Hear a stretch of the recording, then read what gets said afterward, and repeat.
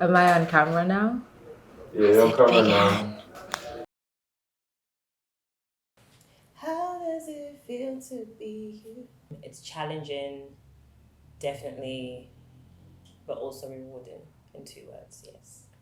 I think being a creative being a creative in an African society already is like difficult, like regardless of gender, because you're dealing with a lot of expectations from people who aren't in your industry about like how you should be managing your life and your time, and a lot of people don't believe in you, and think like you should be doing more traditional things like being a doctor or a lawyer, you know. Being a creative in Ghana is quite interesting. I find myself in a very interesting space.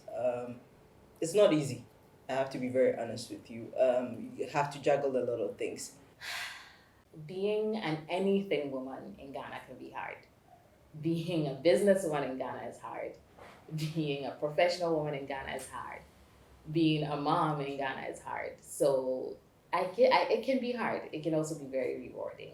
A woman finding yourself in a creative space in Ghana, I would just say that it's a bit difficult, seriously, because I won't say it's a male dominated area. Because these days you find a lot of women who are into the creative space. You have female writers, you have female DJs. Especially, I'll touch on the female DJs because I'm a female DJ. And when I started DJing, it was very, very difficult. The push was not there, the support was not there. There are times where an event or a gig comes up and somebody recommends you, the client gets on the phone. The minute they hear the voice and they realize that it's a female, they're like, oh, okay. They're not too sure whether you can do the job or not. And when you get there and you perform, and then they're like, oh, you actually did a good job. And my thing is, a DJ is a DJ. There's nothing like a female DJ and a male DJ.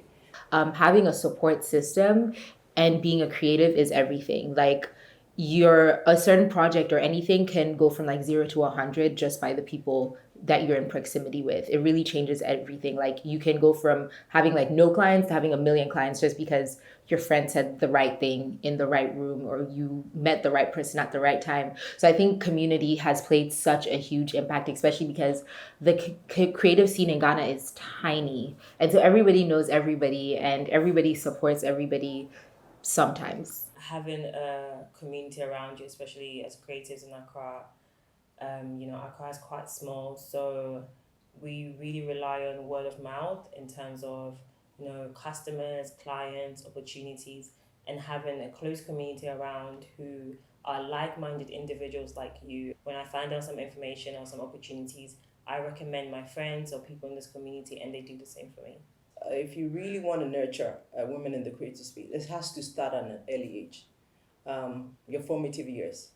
That's where you get to push and get to encourage women or girls who want to get into the creative space. I would like to see more female music producers, more filmmakers who are women. You have female DJs now, but really it needs to start at an early stage so that you don't suppress the artistic side. Research tells us that it's very important in the early years between 0 to 3 to form as many archetypes, to give children as much exposure to a myriad of experiences so that they can form a number of archetypes and neural pathways in their brain.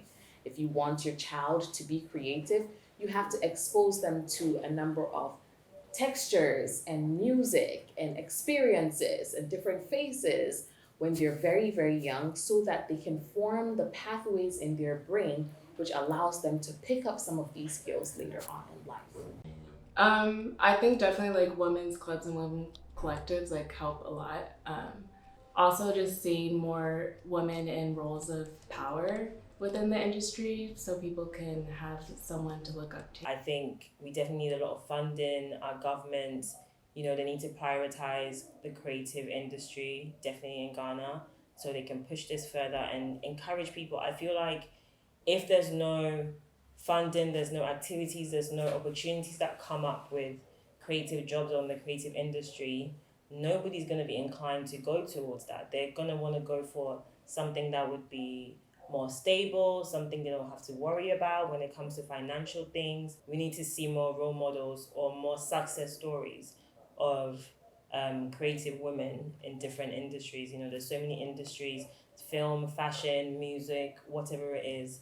People are used to seeing certain faces in certain spaces. You know, men maybe dominate the music industry, for example, but there's so many other women also working behind the scenes.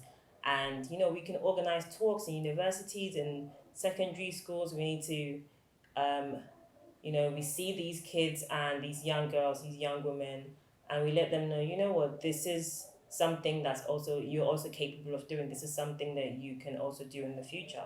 It's a possibility.